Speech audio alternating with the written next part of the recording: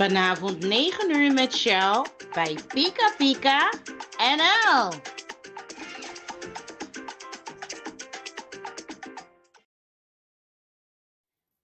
Goedenavond allemaal, welkom bij de tweede aflevering van Pika Pika Nederland. En vandaag hebben we Lisa da Silva, oftewel Lisa Aliai, zeg ik het goed? Ja. Hebben wij te gast. En dan gaan we het hebben over geadopteerden vanuit Brazilië. Lisa, van harte welkom. Het is natuurlijk een spannend onderwerp wat we vandaag gaan bespreken. En het is gek, want de manier hoe ik jou heb ontmoet in eerste instantie was de dansende gypsy. Yes. Altijd vrolijk, echt een energie wat je uitspat waarvan ik denk van waar haal je de energie vandaan? Hè? En naarmate we vaker zijn gaan kijken zit er een hele historie bij jou. En zo ben ik erachter gekomen dat jij dus geadopteerde Brazilianen helpt om te herenigen met hun familie. Dus vandaar dat ik me zeer vereerd voel dat je met mij hier wil zitten vandaag. En om daarover te spreken. Dus alsjeblieft stel je voor aan de audience. Laat weten wie je bent. En zodat we dadelijk dieper in de stof kunnen gaan samen. Ja, in ieder geval hartstikke bedankt. Ik vind het ook een eer dat ik uitgenodigd ben voor de Pika Pika Show. Zoals Shell zei van ja, ik ben Lisa. En Da Silva is mijn werknaam en Aliai, dat is mijn familienaam. En die gebruik ik nu meer. Ja. En ik ben gypsy dus, 100%. En Gitana, oftewel Romani. En ik kom uit Montenegro. Dus uit de Zwarte Bergen. En oorspronkelijk ben ik dus een Kosovaarse gypsy. En Ja, dat gaat verder, want de ja, gypsies zijn gypsy overal is verspreid. Ja, we komen eigenlijk uit India, maar in ieder geval, we hebben eigenlijk niet echt een land, dus de hele wereld is van ons. Ja, nou mooi toch? Ik bedoel, why not? Maar Lisa, Yes. Ik ben er dus achter gekomen dat jij dit werk doet. Ja. En mijn vraag is, hoe ben je er überhaupt op gekomen om te starten? Dat is een lang verhaal. Dat begon eigenlijk met mijn geboorte. Maar ik ga het op in kort uitleggen. Ja, wij zijn hier om te leren. Ja, ik zit ga hier het als in kort student. uitleggen, Ja. zodat mensen begrijpen. Nou, ten eerste ben ik zelf ook even geadopteerd geweest. Echt waar? Ja, mijn moeder was 16, ze ging weg van mijn vader. Ze stond eigenlijk op straat. Ze heeft mij gegeven aan mensen, maar die mensen hebben na een paar maanden gezegd, nou, dat kind is zo vervelend, gooi maar terug naar het ziekenhuis. Daar is mijn opa en oma gevonden en zo ben ik weer terug in de familie gekomen. Een paar jaar later zijn mijn ouders weer bij elkaar gekomen. En hoe oud was je toen je dus terugging? Of toen je überhaupt terug werd? Ik was zo ongeveer 3, 4 maanden oud. Oh, al zo jong. En mijn moeder kwam pas weer 2 jaar later weer together, you know. En toen hebben ze jou dus weer terug. En waar heeft dit plaatsgevonden? Dat heeft plaatsgevonden in Servië. Oké. Ja, mijn moeder was gegaan naar Servië en zo is het verhaal. Maar mijn vader geloofde niet dat ik zijn kind was. Dus ik werd gezien als een bastaard. Oh, wat erg. Dus een heel lang sofrido story. Maar mijn vader is uiteindelijk overleden en toen was er vrede. Ja. Oké, nou dat is helder. Ik zal maar niet te diep daarop ingaan, maar dat is eigenlijk waar het Maar daar is gestart het voor jou. begonnen en toen heb ik altijd door mijn eigen story, omdat ik mij dus niet welkom voelde, zei mijn oma altijd als bezoek kwam van hey, dit is mijn kleinkind en dit is mijn kleinkind, maar dit is een bastaard. Weet je wel? En toen, ik woonde toen op een gegeven moment na de oorlog zijn wij dus, bij de oorlog zijn we gevlucht naar Duitsland. En toen zag ik dit programma Vermist. En ik zag die ontmoetingen met de real families en dat emotioneerde mij. En ik had zoiets van, ik hoor niet bij jullie, ik wil mijn echte familie zoeken, je weet toch? Oh, wauw, ja. Dus daar werd ik grote fan van en op een gegeven moment droomde ik ervan om dat werk te gaan doen. Mooi. En na het overlijden van mijn vader, we hadden geen papieren, dus mijn moeder moest trouwen met een Hollander voor een Nederlands paspoort. Zo zijn we in Nederland gekomen. Nou, oké, welkom. Yeah! Ik was niet blij, ik heb 3 dagen gehuild trouwens. Echt waar? Ja, het was koud en ik dacht, het is palmbomen. Nee, goed. Nederland heeft geen palmbomen. Nee. Ik was teleurgesteld. Maar goed, toen zag ik spoorloos. En ja, dat bleef erin. En ik zei van, ga ik voor spoorloos werken. En op een gegeven moment, ik kreeg een relatie op mijn 14e met een geadopteerde Braziliaan. Ah, oké. En dat was mijn eerste proefkonijntje. In alles letterlijk. Nou, weten we dat ook, hè mensen? Maar goed, we gaan door. Ja. Dus, maar in ieder geval, hij vertelde mij, dat vergeet ik nooit meer, we waren bij een locatie op Grasveld, kijken naar sterren. We waren bij de kinderen, weet je, onschuldig. En hij vertelde me zijn story en toen zei ik tegen hem, dat is eigenlijk de zwaarste belofte die ik ooit heb gemaakt in mijn leven. En met tranen in mijn ogen zei ik tegen hem, of we bij elkaar blijven of niet, ik ga jouw familie vinden. Hoe dan ook. Dus hij was jouw eerste, hoe noem je dat? Klant? Nee, geen klant, maar... Hij was mijn eerste hartkind. Want ik noem die kinderen die ik help, zeg maar, het zijn geen kinderen meer. Maar ik noem hun mijn hartkinderen.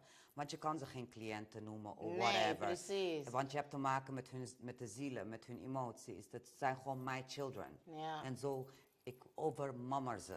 Ja. Dus zo is het begonnen en toen ben ik gaan strijden. Ik snapte niet waarom mijn moeder hun kind afstaat, hoe die story zat. Dus ik ging echt in onderzoek. Vanaf mijn 16e begon ik echt van waarom staan moeders af? Waarom wordt er geadopteerd? Waarom dit? Waarom dat? Ik wilde gewoon alles weten. En zo ben ik eigenlijk heel veel dingen achtergekomen, wat een normaal mens niet weet. Ja. En op een gegeven moment, toen op een gegeven moment hebben we een familiecontact gehad, maar we hadden geen geld om daar naartoe te gaan. Dus via Familie van je eerste hartkind. Van mijn ex-man. Ja. Ja, ik ben gewoon goed met je- hem. oké. Ik ben gewoon goed met hem. Misschien kijkt hij nu ook, maar... Ja. Maar bij hem is het gelukt. Op een gegeven moment ging ik met spoorloos aan de gang. Ik had geschreven, maar er is een wachtlijst. En ja, er zijn heel veel kinderen. En op een gegeven moment had ik contact met Tros Vermist. En bij Tros Vermist, ik had al de taal geleerd, Portugees. Ik had al op Facebook gestart met een eigen stichting, zeg maar. Om geadopteerden te helpen. En de zaak vooral. En, maar ik moest de vader van mijn ex-man ook nog vinden. Die had ik nog niet gevonden. Dus je hebt alleen moeder gevonden en Mijn een paar moeder van en moeders daarna dan? pas later, een paar jaar later, de vader. Oké. Maar het was net te laat, want hij was net kort daarna overleden eigenlijk. Oh, dat zijn de mindere dingen ja. met dit, hè? Ja, precies. Dus zo ben ik gaan werken als vrijwilliger bij Tros Vermist 3 jaar lang. Als begeleider van Braziliaanse zaken en eigenlijk een gastvrouw. Dus achter de schermen. En op die manier ben ik gaan uitbreiden, ben ik dus echt gaan helpen. Ik ben Braziliaanse televisies gaan werken, met radio's, met noem het maar op. Dus ik heb echt moeten struggelen om echt ook Portugees te leren en noem het maar op. Ja, hoe lang heeft het geduurd eigenlijk om Portugees te leren voor jou? Nou, Want het is een eerlijk hele andere gezegd, taal, ik hè? kon al een beetje Spaans, want ik ben als gek vanaf kleins af aan van Zuid-Amerika, van het liedje Lambada. Oh, ja. Dus, dus ik kon al wat Spaans, dus het Portugees was voor mij zo makkelijk. Ik kon binnen een jaar al behoorlijk Portugees spreken. Wauw. Dus, Oké. dus ja. Maar eigenlijk kan je zeggen dat je dus, althans hoe je het zelf benoemt, je bent als vrijwilliger gestart bij Spoorloos, was het? Nee, ik ben voor mezelf gestart. Ik ben als vrijwilliger... Nee, maar voordat je voor jezelf was gestart, toch? Heb ik zeg maar bij Tros Vermist gewerkt. Tros Vermist. Tot het bijna einde was. Zeg maar, want ze gingen uit het beeld, want er waren niet genoeg kijkers. Ik heb een aantal jaren heb ik ook mogen helpen bij Spoorloos. Dus mijn droom is toch uitgekomen. Ja. Dus daar ben ik heel erg trots op. En en op een gegeven moment ben ik mijn eigen stichting gaan opstarten. En projecten gedaan, 200 DNA's uitgedeeld aan biologische moeders, waarvan de moeders niet weten waar hun kind is. En vaak de kinderen waren gestolen of via kerken. doorverkocht en noem het maar op. Wauw. Dus wij wilden niet alleen maar kinderen helpen die namen hebben van hun biologische families, maar we wilden ook kinderen helpen, en dat is zeker nog steeds mijn doel, die geen namen hebben, die niks weten, gewoon nada, die nada weten over hun families. Dus dan wordt vaak gezegd, je bent de vondeling gezet in een kartonnen doosje. Ze hebben allerlei verzinsels. Maar wacht even, want dit is heel veel wat je zegt in een korte tijd, hè? Het is veel. We need to break it down. We gaan het even, een kleine mini-stapje terug. Ja. Je had het over de DNA's. Ja. Maar hoe kwam je erbij? Heb je een soort oproep gedaan in Brazilië, zodat de Nou, ouders DNA's moesten ja, nou afgeven? kijk, ten eerste, ik ben voor beroep ben ik dus zeg maar detective, tolk en reisleider. Maar ik zag de obstakels van de kinderen die niks hadden. En de enige oplossing, als jij niks weet over jouw familie, niet weet waar je vandaan komt, de enige oplossing is DNA. En tegenwoordig is DNA zo makkelijk te verkrijgen en goedkoop. Klopt. Via My Family Tree, via My Heritage. Voor €30 kan je al een DNA komen. Dus wij gingen op een gegeven moment de kinderen aansporen. Zet jezelf in de DNA. Maar wij gingen de biologische moeders ook aansporen. Zet je DNA in zodat je dan via de DNA een match krijgt. Zodat je toch families kunt herenigen. En ongeveer hoeveel matches heb je tot nu toe? Want je doet dit nu al een aantal jaren, hè? Ja, en ik doe het niet alleen. Ik heb altijd een grote groep van collega's die het ook vrijwillig, die ook hun hart en ziel erin zetten. Dus ik ben altijd wel de leider geweest, want ja, Het is jouw stichting, het is jouw droom die uit is gekomen. Ja, maar ik geloof, je kan nooit in je eentje alles bereiken. Je moet samenwerken om alles te bereiken. Dus op een gegeven moment dacht ik van oké, maar de moeders hebben geen geld om DNA te betalen, want zo'n DNA is duur voor een moeder. Dus op een gegeven moment, ik probeerde via Hart van Nederland, op alle manieren probeerde ik geld bij elkaar te krijgen om die DNA's te kopen, om ze daar uit te delen. Ja. Nou, mijn stichting, dat werd een ambi-stichting en op een gegeven moment kregen we geld van de staat.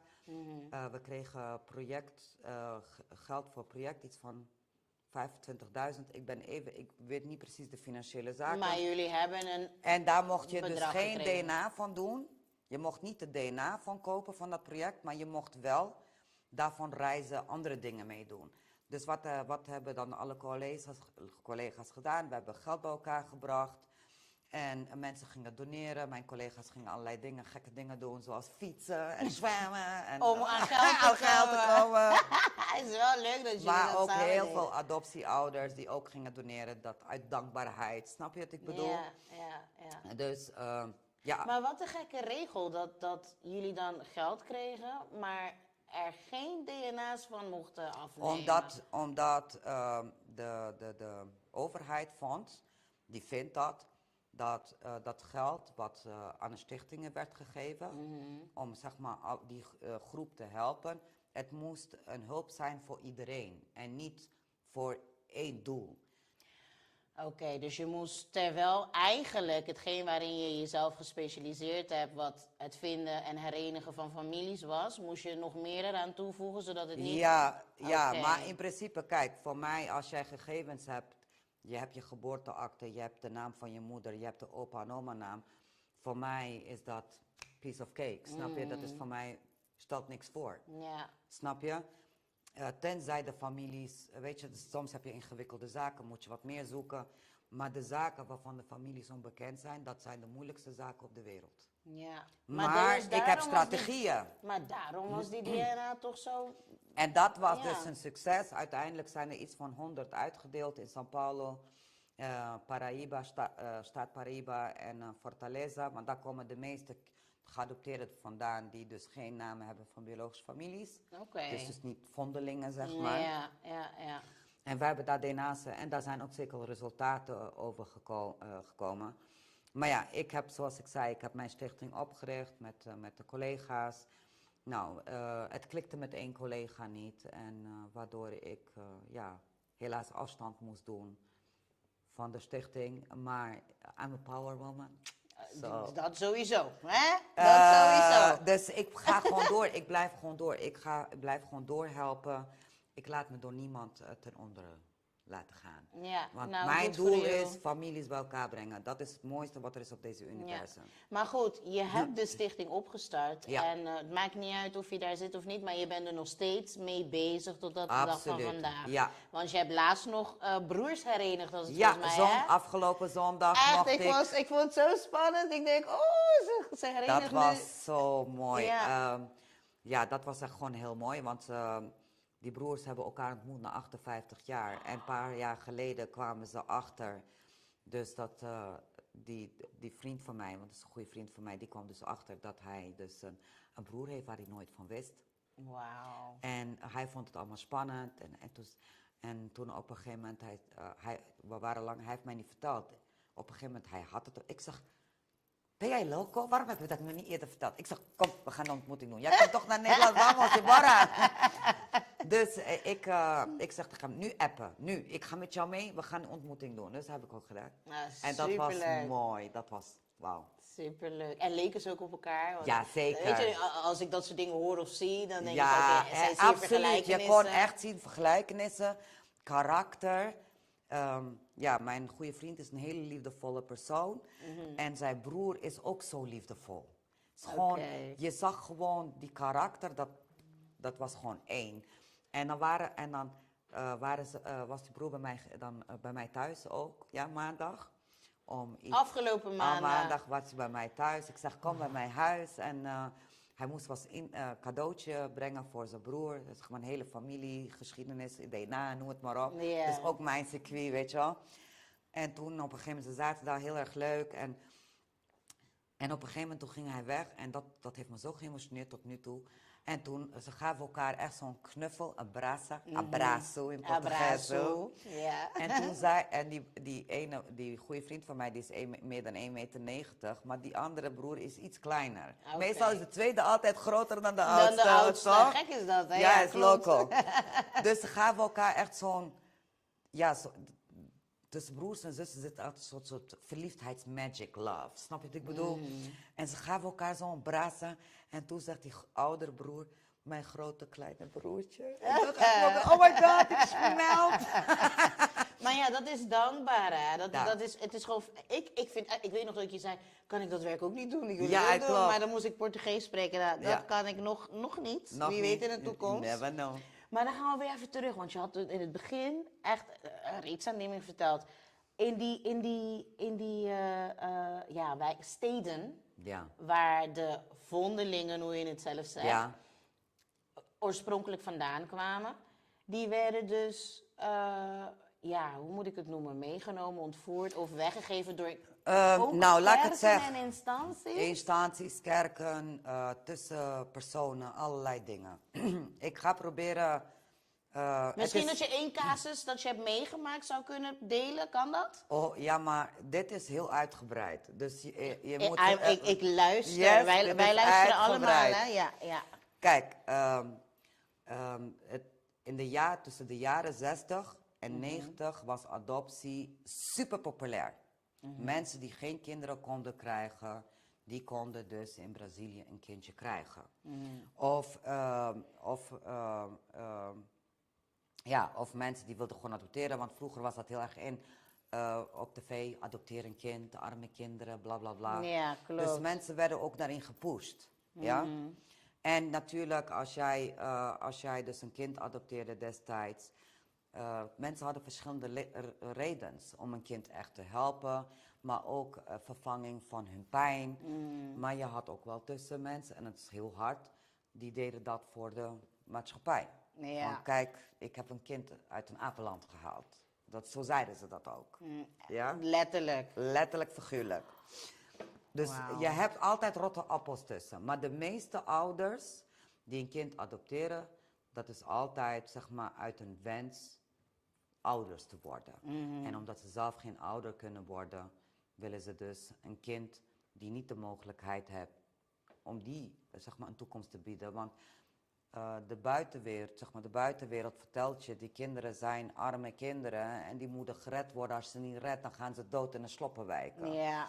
Maar zo zit dat niet in elkaar. Vertel hoe het in elkaar Ja, zit, want dat is waar we voor zitten vandaag, toch? Ja. Nou, in ieder geval, je weet, vroeger was de cultuur, je moest eerst trouwen, verloven, je gaat niet eerst kinderen maken, je moest op een nette manier. Ja, klopt. Nou, vaak gebeurde dat meisjes van 15, 16 zwanger werden, dat de ouders dat niet accepteerden of te arm waren, dan gingen de ouders het kind, zeg maar, verkopen aan kerken, opgeven of wat dan ook, zodat het ging naar rijke mensen. Want die kerken en instanties, mensen vertelden je, ja, dat kind gaat naar rijke mensen en je kind krijgt een beter leven dan heel Brazilië bij elkaar. Ja? Oké. Dus dat werd eigenlijk, de Brazilianen werden daarmee gehersenspoeld. Dat het goed was dat het kind naar het buitenland ging, want hij ging naar rijke families. Ja, want ik las ook en hoorde, want vroeger was het heel populair, dat je, althans in mijn zicht, hè, want ik heb vaker documentaires of verhalen gezien destijds. En ik was altijd iemand die of naar dat soort programma's keek of naar National Geographic. Of, weet je, dingen die Ja, van ik snap. mensen en natuur en zo. En waarbij dus ook verteld werd van dat er beloofd werd dat de kinderen terug zouden komen. Klopt. Kijk, zie je? Klopt. Er was op een gegeven moment een soort project, om het even zo te zeggen. Dan werden moeders ook aangesproken in de arme gedeeltes. Geef je kind weg, want die krijgt studie, die krijgt rijk leven. En als dat kind afgestudeerd is, krijg je je kind terug. Die moeders werden gewoon bedrogen. Wauw. Ja. Maar vaak wisten de adoptieouders dat niet. Want dan had je die instanties, ja. Flash, allerlei instanties, wereldkinderen, noem het maar op. Die hebben die tussenpersonen. Kijk, hun doen hun werk, maar die instanties weten ook niet wat die tussenpersonen allemaal doen. Want iedereen wil zijn brood verdienen. Ja. Snap je? Ja. Dus in de documenten bij de instanties stond ook nooit de real story. Als een keer de real story in de documenten stond, dan was het, oh my god, net alsof de paradijs op aarde is gekomen.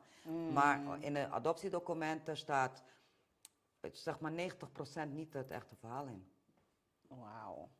Maar goed, it's a lot. Ja. Het feit dat instanties, kerken en weet ik veel wat allemaal en tussenpersonen en dit is gewoon eigenlijk money-making business. Money-making business, absoluut. Maar dit was money-making business voor de tussenpersonen, voor de instanties. Juist, niet voor de ouders en Maar niet voor de adoptieouders of biologische families. Eigenlijk zijn de adoptieouders en de biologische families slachtoffer van systeem. de systeem. Ja. Want kijk, moeders, soms werden de kinderen ook gestolen, want er was heel veel aanvraag.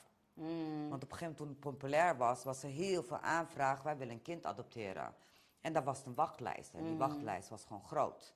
Ja, je moest soms 3, 4, 5, 6, 7, 8 jaar wachten. Maar niet iedereen wilde zo lang wachten op een kind. Dus dan gingen ze particulier adopteren. Particulier gingen ze zelf naar het land, ja. En dan gingen ze in contact met kerken of met kennissen die in Brazilië wonen. Via kindertehuizen, persoonlijk. Ja, je legt gewoon €10.000 op tafel, kind. Je kon toen de tijd makkelijk een geboorteakte aanmaken. Nou, toen de tijd was het ook vaak zo dat vrouwen, Nederlandse vrouwen met de kussen onder hun trui naar Brazilië gingen. En dan een paar maanden later kwamen ze met een kind hier. Zijn ze zogenaamd bevallen. Ja, dat was één grote circus. Oh, wauw. Maar, sorry, ik moet dit even bezinken. Want ik weet dat dit valt gewoon onder mensenhandel. Zeker. Dat is gewoon wat het is. Maar, nou ja, jij hebt dat in eerste hand natuurlijk kunnen zien, ervaren, meemaken. Want je hebt natuurlijk de adoptieouders gesproken. Je spreekt de adoptiekinderen en familie aan de andere kant van de wereld. Ik had te maken met allerlei soorten mensen. Natuurlijk heb je te maken ten eerste met de adoptieouders en met de kinderen. En dan kom je bij de instanties, de documenten, die ga je dan lezen. Maar je neemt ze niet altijd nauw. En ik zeg altijd tegen die mensen, ik waarschuw ze. Staat niet altijd. Ik heb bijvoorbeeld één zaak gehad. daar stond in, ja, de 4 kinderen zijn uit huis gehaald omdat moeder iemand vermoord heeft. Laat ik het zo zeggen, ik kan heel veel in Brazilië. En ik vertrouwde dat niet. Mijn gevoel zei, dit klopt niet.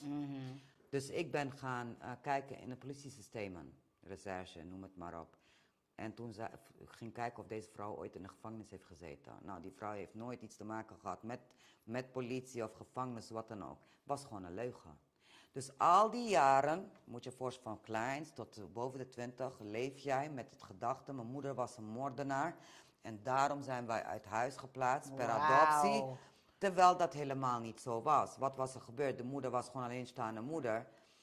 En ze had het gewoon moeilijk. Wat gebeurde er? De kinderen werden uit huis geplaatst. En die kinderen werden gewoon ter adoptie aangeboden.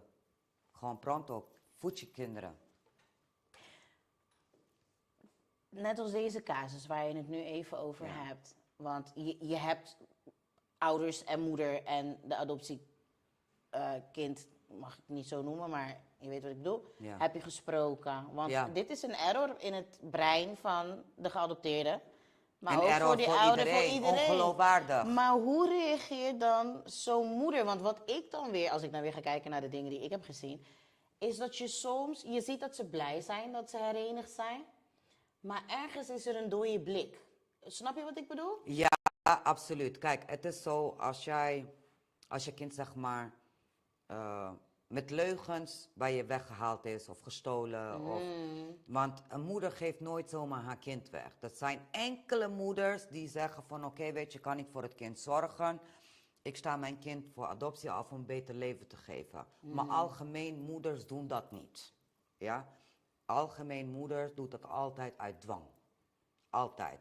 Wow. Of je wordt bevallen in het ziekenhuis, dan hebben ze ook regelingen met instanties, bla bla bla. Dan ga jij als meisje van 17 bevallen daar of net 18, je weet niks van de wereld. Nou, op dat moment ben je alleen. Nou, word je bevallen, dat kind wordt snel weggehaald, ja, je kind is dood, maar die wordt gewoon verder verkocht. Dus er zijn heel veel kinderen, ook zeg maar in ziekenhuizen, ook gestolen. Tweelingen, maakt niet uit. En dan zegt ze, ja, je kind was dood. Ja. Dus deze mensen hebben altijd gedacht aan dat hun kinderen dood... Maar geen begrafenis, niks? Niks, ja. Gewoon ja, weg. Dat zie je heel veel. Ja. Of kinderen werden expres geruild. Ja. Wow, maar dat ruilen dan, wat voor doel had dat? Altijd te maken met de smaken wat adoptieouders, de type kind dat ze wouden hebben of zo? Dat ze dan... Ja, ik weet niet, ik ben nu zo... Ja, nou, bijvoorbeeld, ik geef je een voorbeeld. Bijvoorbeeld, ik was een Nederlander met een Nederlandse vrouw, die waren bevallen. En op dat moment hun kindje overleed. En die was wel echt zwanger dus. Ja. Die waren echt zwanger, bijvoorbeeld. Maar hun kindje overleed bij de geboorte. Nou, dat was toevallig dan een meisje, minderjarig, die een kindje heeft gekregen. Nou, wat deden ze regelen met het ziekenhuis? Ja, jouw kindje is overleden, maar die gaven ze het baby aan hun. Zonder dat de ouders het wisten, waarvan het kind is overleden? Of wisten hun... Niks. Je maakt... Maar dat zijn mensen met geld. Geld, tax. Maar dus, die mensen met geld, die wisten hun kind is overleden, maar ze krijgen een nieuwe? Ja. Wauw. Sorry. Ik denk... wij gaan zeker hierop door. Ja? Ik denk dat het tijd is voor de reclame, jongens. En blijf alsjeblieft gewoon hier zitten, want dit is echt... It's a lot. So, we gaan even kort naar de reclame. En ik zie jullie zo terug, samen met Lisa. Dankjewel.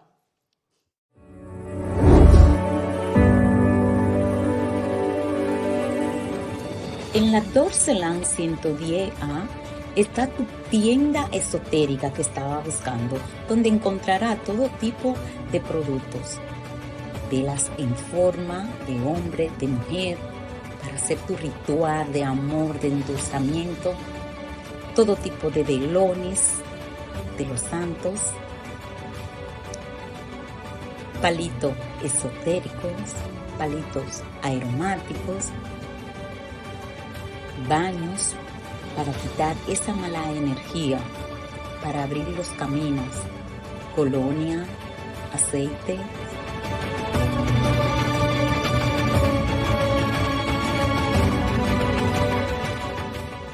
Pulseras para quitar las malas energías, para quitar las contrariedades, piedras, polvos, libros, hierbas,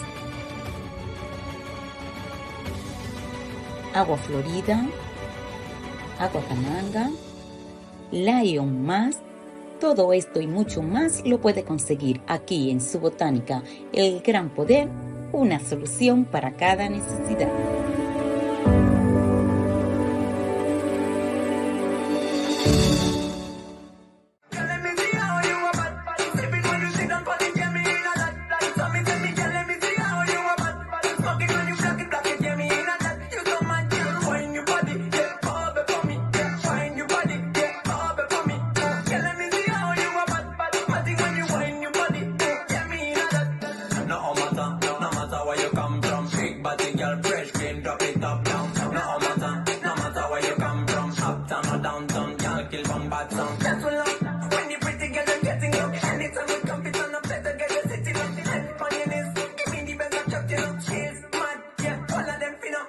Ready for burn up warning, some was splinter. Big up bad gal in a real life nothing that. When the things hotter come like a sprinter. Hotter than lava anytime you run in winter. Tell me see how you a bad.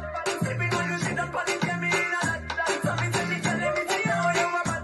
Smoking when you black it, get me in a that. You so mad girl, when you body.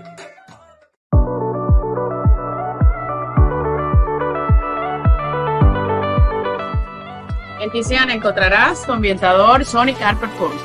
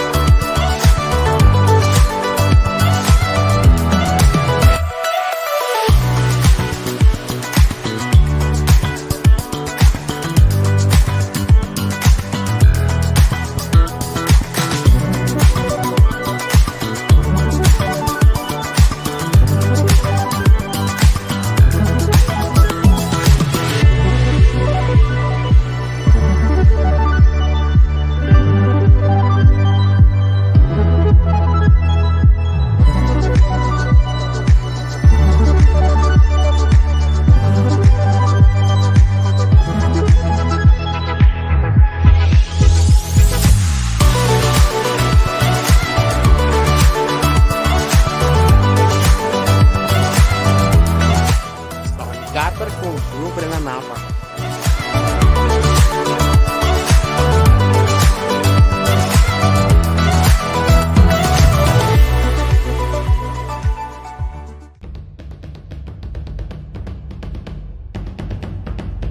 Green Mental Gel is meer dan een oplossing. Het is een toewijding aan jouw actieve levensstijl. Voel de kracht van onze Green Mental Gel. Met snelle opname en gerichte verzorging precies waar je het nodig hebt. Ontdek de kracht van Green Mental Gel.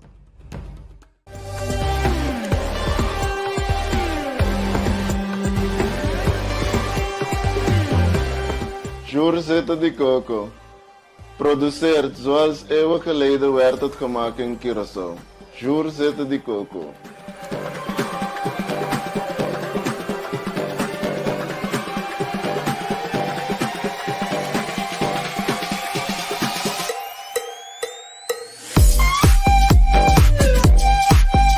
Jurzetten de Coco.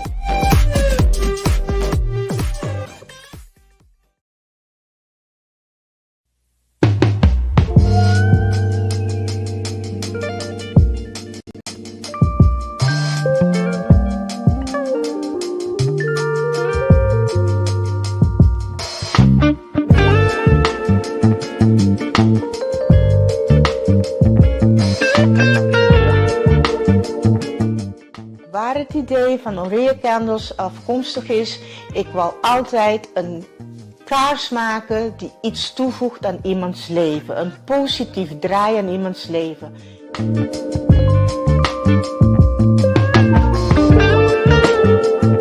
Daarom werk ik ook met aromatherapie. Het is healing en het brengt je in een heel goede sfeer.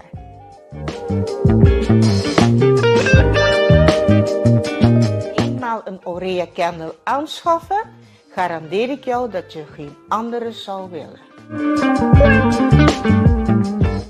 Bo que pabo, bo familia y bo amigo nan mustra nan mi ho versión tour dia? Hasi bo pedido pa bo producto nan tropical via Itoco. Itoco ta especialista online den producto nan antillano, latinoamericano y americano. Cerca Itoco botanya bo hierba, bebidas, snacks, producto nan pa entre otros bo cabello, bo producto nan pa limpieza de casa y hopi más. Además de excelente servicio de Itoco, nos está atender tu llamada y mensaje. Nos está paquetando mercancía con dedicación y tesoro para vos na tempo, tena bocas. Así na bonoting no di sali den aguacero con frio. Di Rotterdam pa Den Haag, Antwerpen te Limburg, Enschede, Groningen, Itoco ta entrega turca minda. El sabor de nos isla nan ABC y Isla Riba de un clic tena bocas. Bo gusta así compra, ora botan na casa, PC y Itoco Tei. E tienda online cubo por confiar.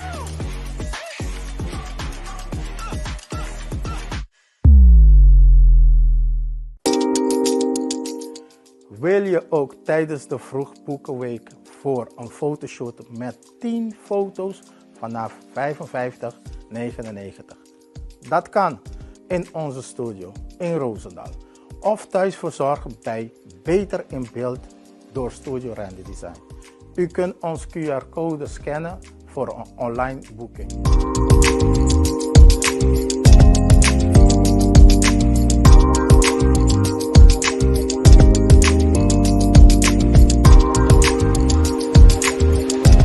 Bel ons 06 41 90 51 68. Ik zie je zo.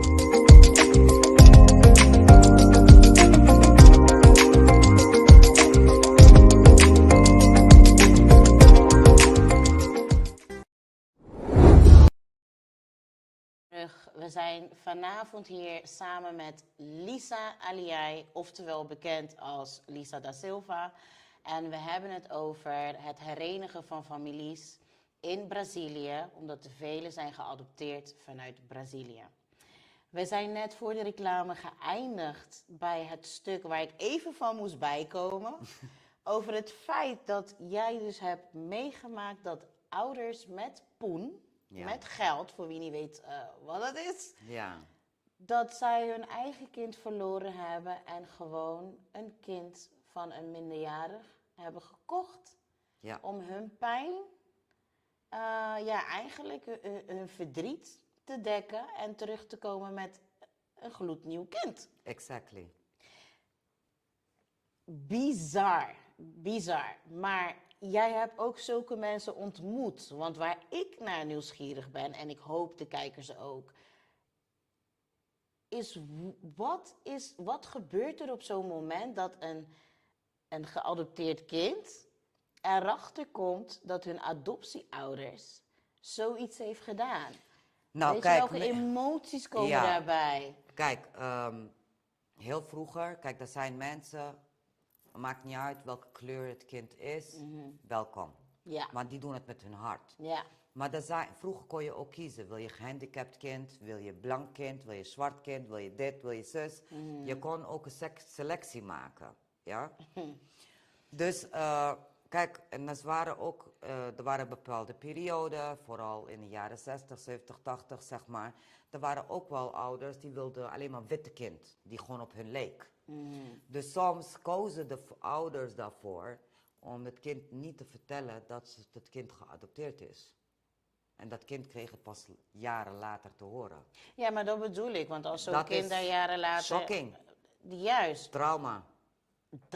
Want de trauma, wie gaat dat kind weer vertrouwen? In het hele leven hebben ze opgegroeid met ouders. Ja. Terwijl een heel verleden Nou, daarachter hangt. laat ik het zeggen, de meeste geadopteerden die hebben heel veel psychische problemen. En dan psychisch, ik zeg het even psychisch, ik bedoel mentaal. Loyaliteitsconflicten, identiteitscrisis, kunnen niet met het leven omgaan, gaan naar de middelen om hun story te verwerken. En heel veel adopties gaan ook echt fout.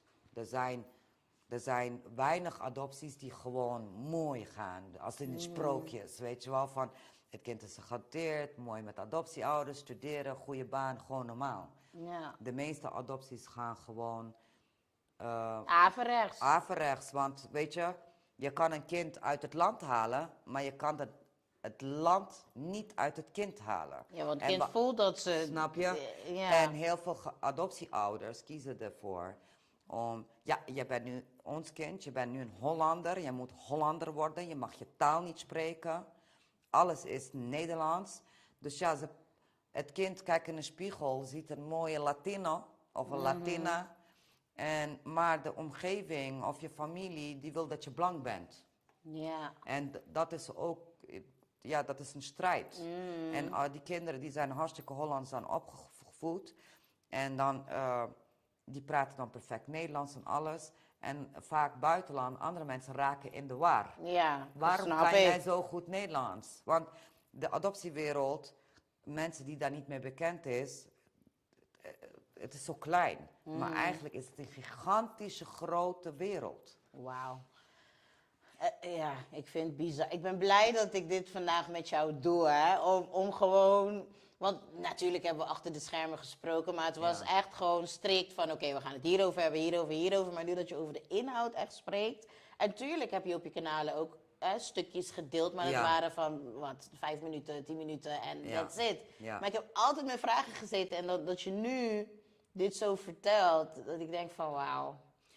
Elk kind heeft een andere story. Ja, sowieso. Elke adoptieouder heeft een story. Elke biologische moeder heeft een soort story. En vader, uiteraard. Ja, maar het is een cirkel.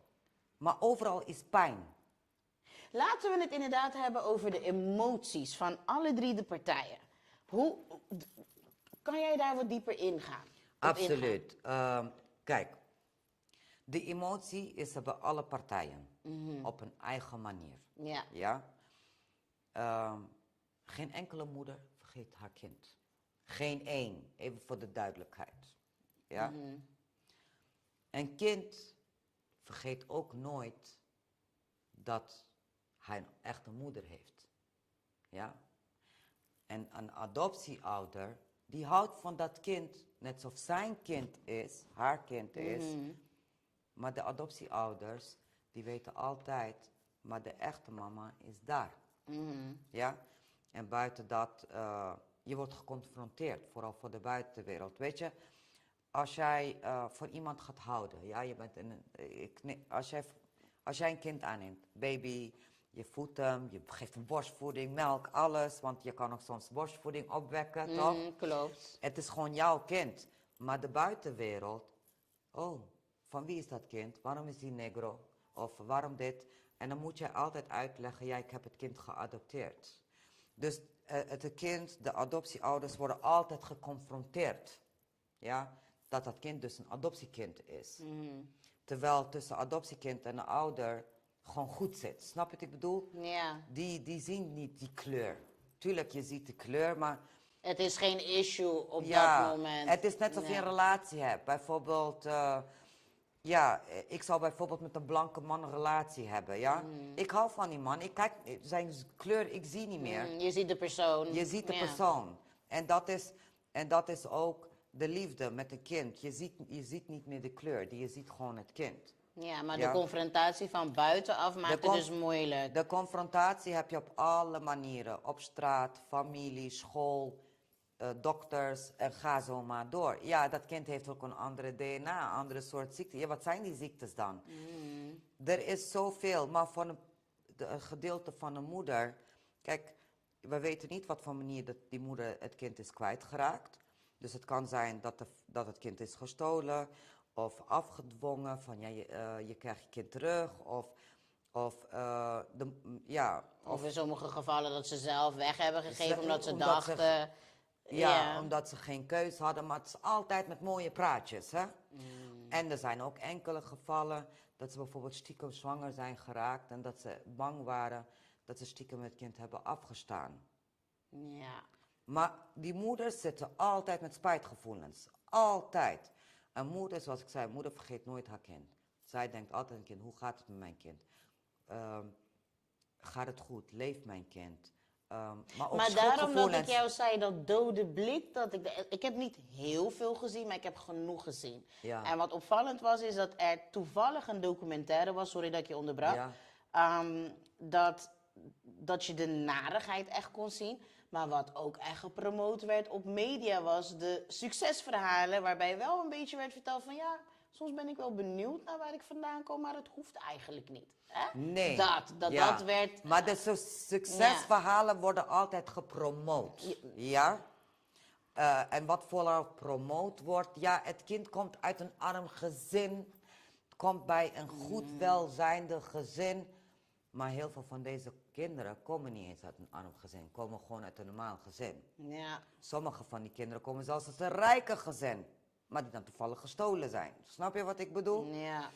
Dus, en Nederlanders hebben altijd die gedachte, en dat irriteert me mateloos, ik kan daar zo kwaad om worden, dat Nederlanders dan zeggen tegen de kinderen, ja, je moet dankbaar zijn dat ik je geadopteerd heb, anders was je puta geweest, of je was op straat geweest, of je moeder is een prostituee. En dit zijn wat geadopteerde Wat jongeren jou hebben verteld wat hebben. adoptieouders doen ook. Wat ik ook gewoon zelf gehoord heb. Ja, maar heb je dit ook gehoord vanuit de... Oh, je hebt het direct van de ouders zelf gehoord. Ja, je hoort wel eens van de ouders, dan zijn ze boos op hun kind. En dan, ja, wees blij dat we je geadopteerd hebben, anders was jij in een krot. Ja.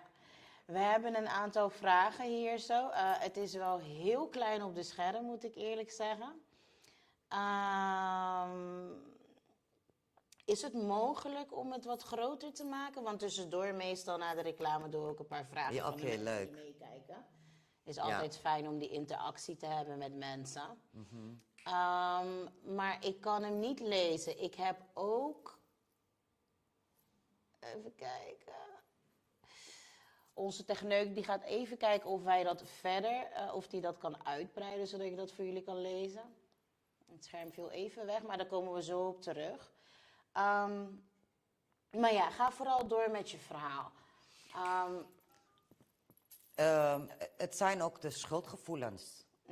Schuldgevoelens. Een moeder voelt zich altijd schuldig. Altijd. En een moeder mist altijd haar kind. Ja. Altijd. Maar ja, ik ben moeder, jij bent moeder, dus ja. Maar laten we even nu gaan, want we hebben het gehad over de biologische moeder. En dan als we nu gaan kijken naar het kind. Zoekende.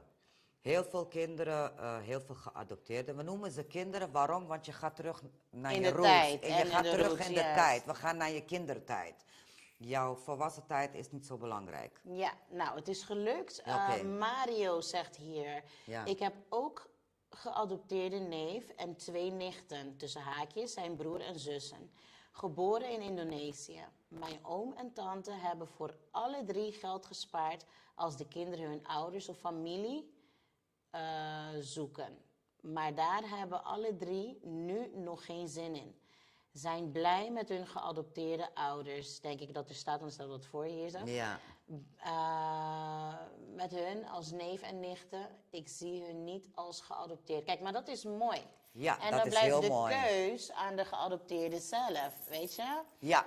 Maar het feit dat familie er open over is en ook vermeldt dat ze dus geld gespaard hebben voor de dag dat ze dus terug willen gaan naar Maar, familie is mooi.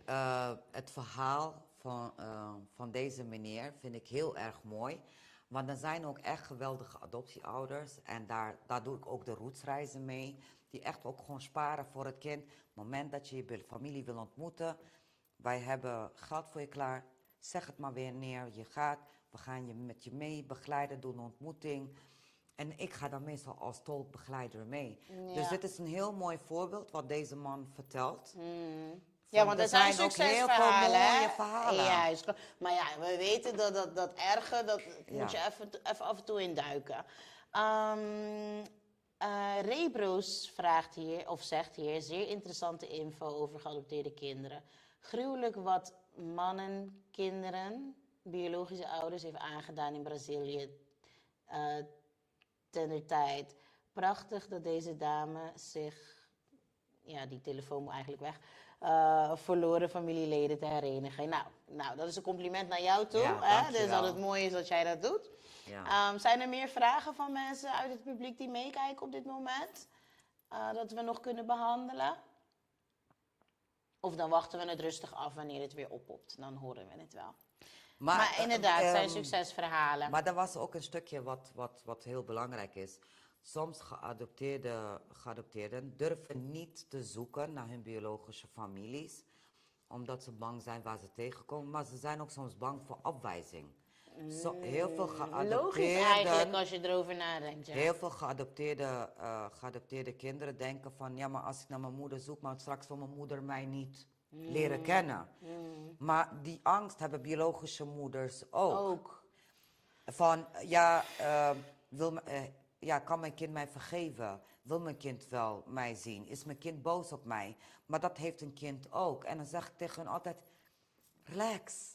Tuurlijk wil je moeder je zien. Jij bent die verbinding daartussen. Ja, en met de moeders, soms moeders durven ook niet de stap te nemen om naar hun kind te zoeken. Neem de stap. Ga achter je kind aan. En als je een afwijzing krijgt, maakt niet uit. Maar dan heb jij laten zien jouw moederhart. En dat is het belangrijkste. Neem gewoon die stap. Ga als je wil zoeken, zoek naar je kind.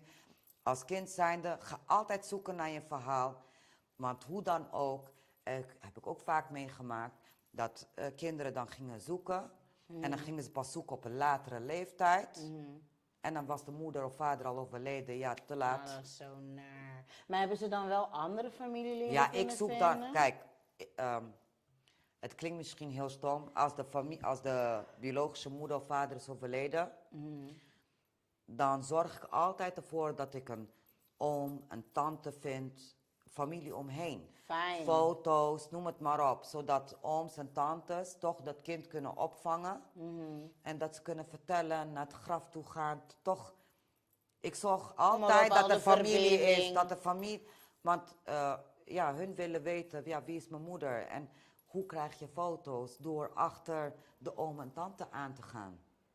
Ja, op die manier. Mooi. Het is bittersweet. Want het is geen leuk onderwerp, maar het is ook wel aan de andere kant mooi om te zien. Hè? Ja, het zijn schokkende verhalen, maar wat er altijd... ik ben helemaal... Ja, jij gaat gewoon... hoe ik je ook erover hoorde spreken, dacht ik... Wil je familie? I got you. I get your family. Dus ik ga er echt in. Maar ik hou ook rekening met emoties van alle partijen. Ja. Snap je? Want het kind is voor mij present. Ja. Rita zegt hier, kinderen hebben toch het recht om te weten wie hun biologische ouders zijn. Absoluut, dat is ook een recht. En het is een recht dat het kind weet, vanuit de wet ook, wie je biologische familie is. Maar er zijn soms adoptieouders die hebben daar moeite mee. Vanuit de wet hier in Nederland? Vanuit de wet in Nederland, Brazilië is de wet, iedereen heeft recht te weten wie jouw familie is. Na je 18e heb jij recht op jouw document aan te vragen. Dat kun je bij Wereldkinderen aanvragen, bij FIOM, je hebt nu een andere organisatie. Jij hebt recht op je documenten. Je hebt het recht om te weten wie je familie is. Maar soms kiezen de adoptieouders daarvoor om dat weg te houden bij die kinderen, om hun biologische families niet te zoeken. Ja, want hun voelen zich ook verbonden met het kind natuurlijk. Exactly. Hè? En het gebeurt ook dat bijvoorbeeld het kind geadopteerd is, maar het kind weet het niet. En ja, dat het kind het niet weet en dat, ja. Wat is je boodschap aan geadopteerde kinderen in Nederland? Wauw, dit is heel erg heavy. Ik zou zoveel willen zeggen, maar wat ik vooral wil zeggen is van... blijf jezelf. Heb jezelf lief. als jij iets in je hart wil, doe het. Ga ervoor. Wil je je roots weten? Wees niet bang. Ga er achteraan. Vechten. Er zijn altijd manieren om dat te laten lukken. En als jij niet weet hoe, ga naar de mensen toe die je daarbij kunnen helpen. Niet bij één persoon, je gaat bij verschillende. Je zoekt informatie. En, Kan je misschien voorbeelden geven waar ze misschien naar op zoek moeten? Sowieso kunnen jullie terecht bij Lisa. Of course. Want ze is niet voor niks hier zo, maar... Ze kunnen bij mij terecht, maar er zijn ook geadopteerde groepen. Ze kunnen daarbij terecht. Want er zijn ook geadopteerden onder elkaar die zo'n Facebookgroep hebben. En dat ze met elkaar communiceren. Want ja, je deelt elkaars emoties, Een soort van de eigen ervaring. communities. Je hebt de organisaties, bijvoorbeeld INEA. Je hebt nu een nieuwe organisatie, INEA, die organiseert heel veel voor kinderen. Nou, daar gaan ook geadopteerden naartoe. En dat is ook een verbinding. Er zitten ook heel veel geadopteerden in die organisatie zelf. Die is niet zo lang. Maar zoek zeg maar je brothers en sisters. Ja? Dus mede geadopteerden. Ga daarmee in gesprek. En zo door met hun gesprek te gaan, door vragen te stellen, kom je bij de juiste persoon. Nou, ik ben gespecialiseerd in Brazilië. Maar er zijn andere mensen die gespecialiseerd zijn in andere landen. Zoals China of Indonesië of Afrika. Dus er zijn verschillende mensen, organisaties. En ja, dus geef nooit op. Geef nooit op. Geef nooit op. Mocht er één van jullie hier tussen zitten of achteraf naar deze aflevering kijken, ik zou deze woorden echt aan vastklammen. En nou ja, als je er interesse in hebt natuurlijk. En Lisa, want zoals je zei, je bent gespecialiseerd in Brazilië. Maar je focus is niet per se alleen op Brazilië, toch? Want als het ook ergens anders in Zuid-Amerika is, dan... Ja, kijk, mijn focus is 100% zeker wel in Brazilië. Want dat is gewoon mijn specialiteit. Maar zo af en toe help ik ook andere geadopteerden in andere landen. Want ik weet de wegen. Ja. Wat doe je? Ik weet een kind te vertellen, ongeacht waar je vandaan komt, weet ik te vertellen. Doe je DNA-test. Je hebt die lijst zit in mijn hoofd. Doe eerst je DNA. Heb je geen gegevens, maak een poster. Ga in contact met televisieprogramma's, radio's, dit, dat. Ik heb voor hun een hele waslijst om eigenlijk dat voor elkaar te krijgen. Alleen je moet doorzettingsvermogen hebben. Ja, en dat is het. Hè. En want heel het is veel heel confronterend ook, Het is hè? confronterend, maar ik heb een meisje gehad. Wij hebben voor haar 10 jaar gevochten. 10 jaar lukt het niet. Na 10 jaar moeder gevonden. Wauw. Snap je? De aanhouder wint, jongens. De aanhouder wint. Ja. 10 jaar is lang. Maar ik ben super trots op dat meisje. En weet je, dan liet ze het even gaan. En dan belde ik haar. Meisje, ik denk nog steeds aan je. En dan zei andersom. Ja, en kom, we gaan door. En dan verzonnen we altijd wat. Want ik ga altijd iets verzinnen. Wat kunnen we doen? Ik ga altijd iets zoeken van dit en dat. Gewoon alles proberen. Ja. De wereld is groot, maar tegelijkertijd is de wereld zo klein. Gek is dat, hè? Ja. Daar heb je wel gelijk in, inderdaad. Soms dan bedenk ik mijzelf ook van oké, ik ben een simpele gypsy woman. En woon in Nederland. En ik ben niet eens Braziliaans. Maar, en dan denk ik bij mezelf, wauw. Ik hier in zo'n klein kikkerlandje, het lukt mij, Brazil is gigantisch. Het lukt mij gewoon daar om je familie gewoon te vinden. Dat is gewoon magic. Maar vertel eens even, want het heeft 10 jaar geduurd voordat deze dame haar biologische ouders heeft gevonden. Wat bleek nou, ze had wel een naam. Ze had wel een naam, maar de moeder die heeft dus een beperking, die woonde bij de zus, maar nergens geregistreerd. Er waren 200 moeders met die naam. Nou, zoek maar uit welke van die 200 er zijn, want één naam komt 200 keer voor. Bijvoorbeeld Maria da Silva.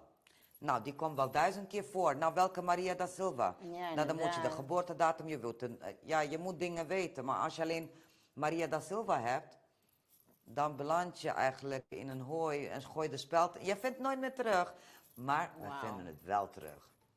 Wauw. Snap je? Dus wat bleek nou? Ze woonde gewoon bij de zus. Uiteindelijk waren ook andere mensen aan het helpen in dat dorp. En een of andere manier is die mensen gekomen terecht bij die vrouw. Bij dat boerderijtje. Het was een boerderijtje, afgelegen dus. En je komt niet zo gauw in de stad. Je krijgt niet veel mee van de stad. Ja. En zo, en dat meisje heeft haar rootsreis gehad, heeft haar moeder de armen gesloten. She have peace now. Ja. Zo mooi. Ja. En ze hebben nog altijd contact, hoop Ja, ik. ja, En, zeker, ja. zeker. Is het ook zo wanneer ze dus eenmaal hun biologische ouders gevonden hebben, dat ze vaker gaan reizen? Of contact denk ik dat er sowieso wel Ja, is, maar het absoluut. is moeilijk hè, met taal en al dat soort dingen. Ja. Ribro zegt hier contactgegevens / link van e-mail, et cetera, voor opvolging voor geadopteerde kinderen. Ze willen je contactgegevens hebben. Oei, oei. Je was ons voor, echt, Ribro. Daar komen we zo op terug. We gaan het allemaal met jullie delen. Komt helemaal goed. Yes. En Rita, achter de schermen, als jij dat wil noteren in de comments straks, zou het super fijn zijn voor de mensen om dat terug te kunnen vinden. Alvast bedankt. Ja, maar hoe gaat dat? Want ik weet ook dat ik wel eens in het verleden dus heb gezien dat de geadopteerde, het geadopteerd kind het lastig vond in de communicatie. Ja, tuurlijk. Kijk, nu tegenwoordig hebben we Google Translate en dat soort dingen. Ja, dus... God bless. Juist. Ja, God bless. Maar kijk, een Google Translator die vertaalt niet altijd goed. En Portugees, als je een woord spreekt, bijvoorbeeld saudades. Betekent veel meer dingen, zeker. In Nederlands betekent heimwee. Dat was het. Maar saudades betekent ik mis je, ik hou van je, ik sterf zonder jou. Het betekent veel. Dus het ligt aan de zinsopbouw. Het ligt aan de manier hoe je communiceert alles. Maar daar heb ik een oplossing voor. Ik treed als tolk voor deze kinderen op. Via WhatsApp, via video ga ik de ontmoeting doen. Ik tolk, ik speel papegaai, zeg ik altijd. En ik ga ook 3 keer per jaar doe ik een rootsreis. Dat houdt in, dan kunnen zeg maar de adoptieouders en de kinderen kunnen mij vragen van ga je met me mee? Dan ga ik met hun mee als tolk, begeleider. Ik regel ook een hele reis, contact met hun familie. Ik ben 24 uur bij hun om hun op te vangen. Hun adoptieouders, maar ook hun biologische families. Want er zit heel veel geluk, maar ook heel veel verdriet tussen. Ja, tuurlijk. Het is een welling van emoties. En kijk, soms gebeurt dat kinderen bijvoorbeeld hun biologische moeder hebben ontmoet. Maar die connectie is er niet. En die zeggen van oké, I have peace, ik ga door met mijn leven.